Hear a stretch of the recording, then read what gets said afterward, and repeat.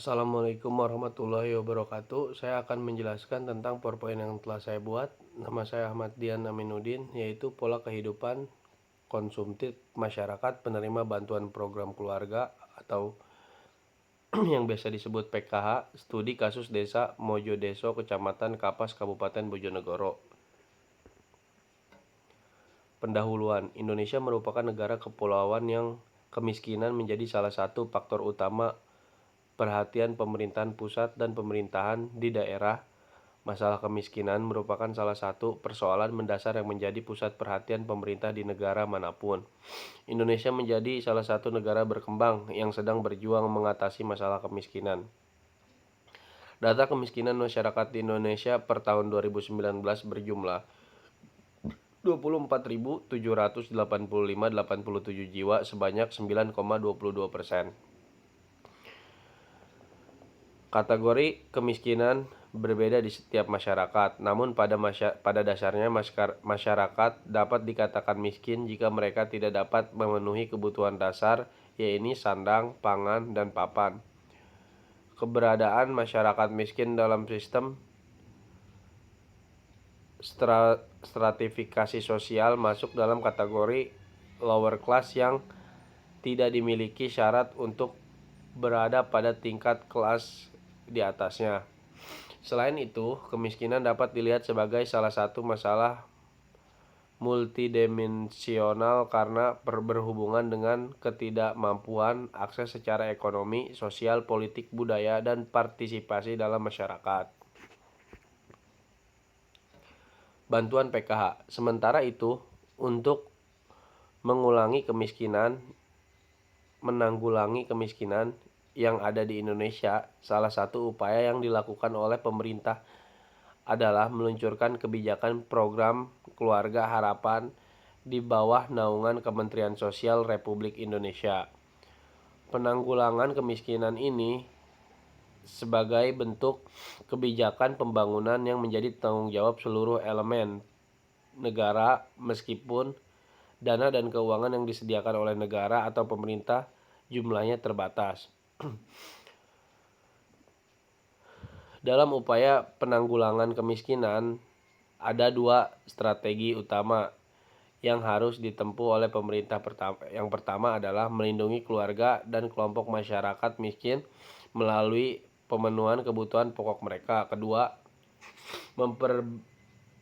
memberdayakan mereka agar mempunyai kemampuan untuk melakukan usaha dan mencegah terjadinya kemiskinan.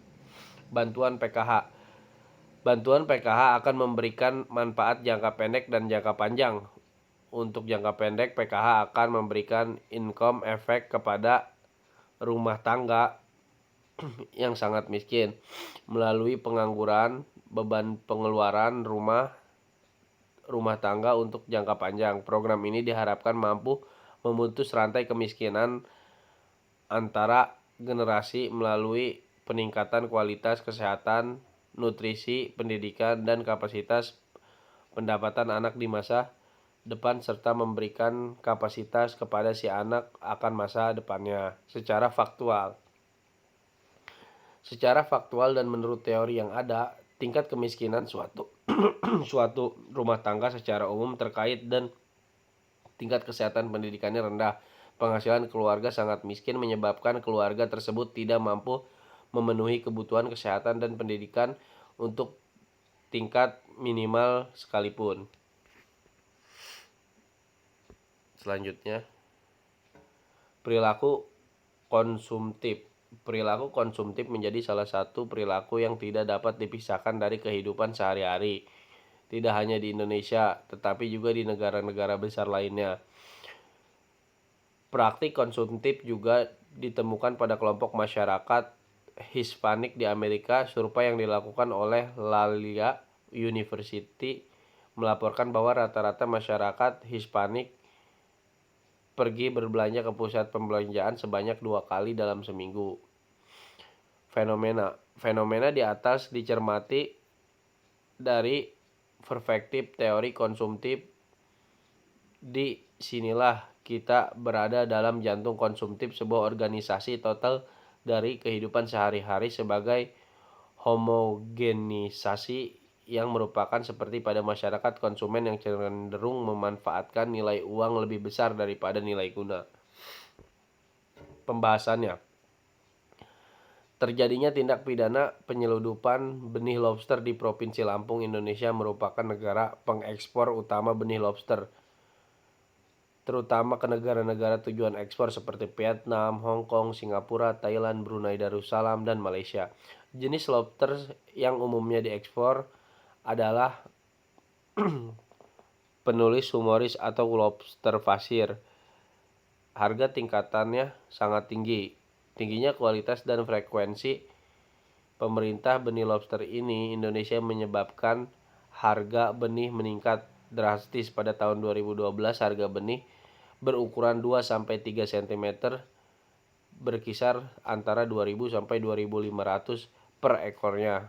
Pada tahun 2013 pemerintah benih ekspor meningkat yang mengakibatkan harga benih juga meningkat mahal, yaitu sekitar 13.000 per ekor sampai per Juli 2013 mencapai 17.000 sampai 20.000 per ekornya. Desember 2014 mencapai dan 2016. Pemerintah Indonesia saat ini menghadapi banyaknya penyeludupan komoditas perikanan terutama benih lobster.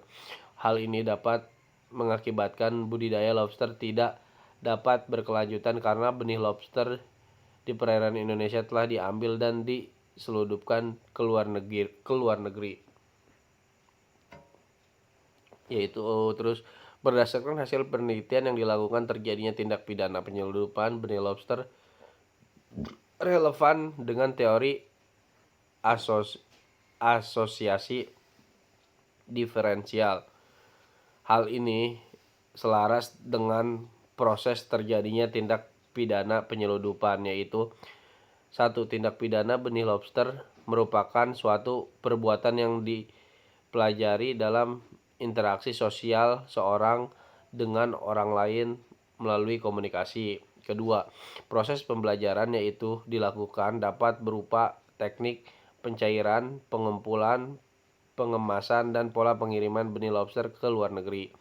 Ketiga, pelaku tindak pidana penyeludupan benih lobster tergabung dalam sebuah kelompok, yaitu terorganisasi, sehingga tindak pidana ini hanya dapat dilakukan apabila terjadi kesepakatan antara pelaku dengan kata lain di luar negeri meminta untuk dilakukan pengiriman benih lobster. Selanjutnya pelaku di dalam negeri melakukan penangkapannya pengiriman benih lobster tersebut secara seludupan. Hasil penelitian yang dilakukan penulis diketahui bahwa upaya penanggulangan tindak pidana penyeludupan benih lobster di Provinsi Lampung dilakukan 2 upaya, yaitu tindakan preventif melalui upaya non-venal. Upaya non-venal dengan pendekatan preventif merupakan jumlah pencegahan seorang melakukan tindak pidana. Yang kedua, tindakan referensi melalui upaya venal. Upaya penanggulangan melalui jalur penal mengkritik beratkan pada sifat referensi. Sudah kejahatan terjadi, tindakan referensi melalui upaya venal merupakan sarana penanggulangan tindakan pidana penyeludupan benih lobster di Lampung dengan mengedepankan penggunaan hukum pidana terhadap pelaku dengan cara memberikan saksi pidana.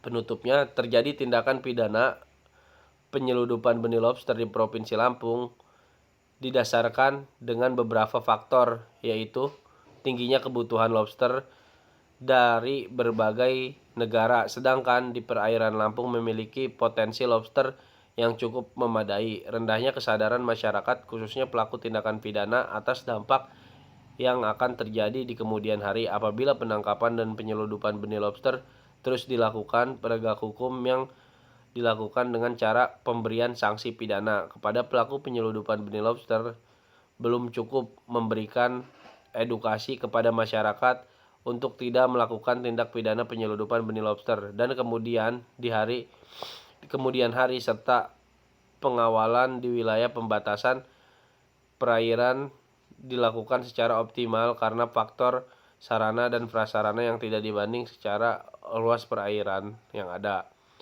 Dasar pertimbangan hukum berlakunya Permen KP nomor 12, Permen KP _22 KP 2020 tentang pengelolaan lobster, penelusuran, kepiting, dan rajungan.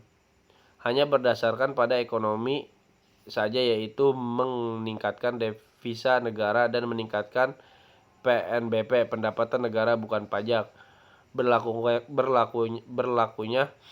permen ini menandai babak baru eksploitasi laut secara besar-besaran dan menimbulkan banyak dampak negatif. Salah satunya adalah kerusakan ekosistem laut. Permen ini perlu dikaji, dianalisis, dan dievaluasi kembali.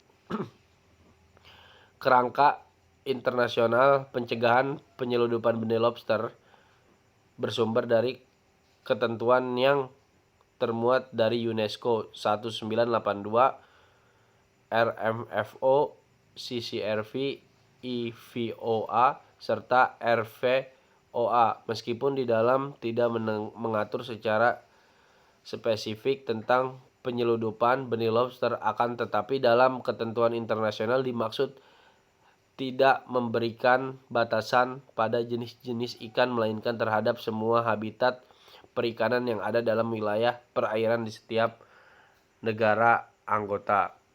Terima kasih, mungkin itu saja yang bisa saya sampaikan. Kurang lebihnya mohon maaf. Wassalamualaikum warahmatullahi wabarakatuh.